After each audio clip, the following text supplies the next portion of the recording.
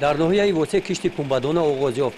در جماعت دهات به نام عبدی عوضف در کوپراتیو تجارتی به نام نورلو اشرف این خواجگیداران در ناحیه اولین شده به کشت پنبه‌دانه شروع کردند.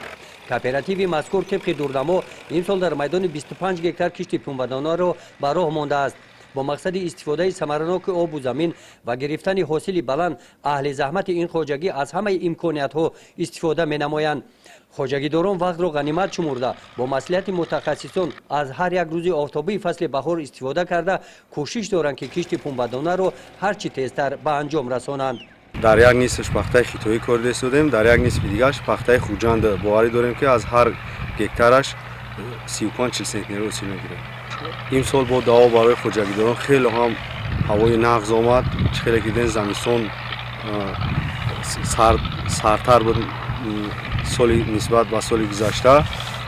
باوری داریم که این سال با دعوا خوب میشه، حاصل هم خوب میشه. سمت اساسی فعالیت کوپراتیو تجارتی به نام نورلو اشرف به ساحه پخته‌کاری روانه گردیده. طبق اطلاع از حاصل آن هم مسئولان درآمد خوب به دست می‌آورند. با مقصد به دست آوردن حاصل بلند، خواجگیداران در این موسم از دو نوع تخم سنجیده شده استفاده نمودند.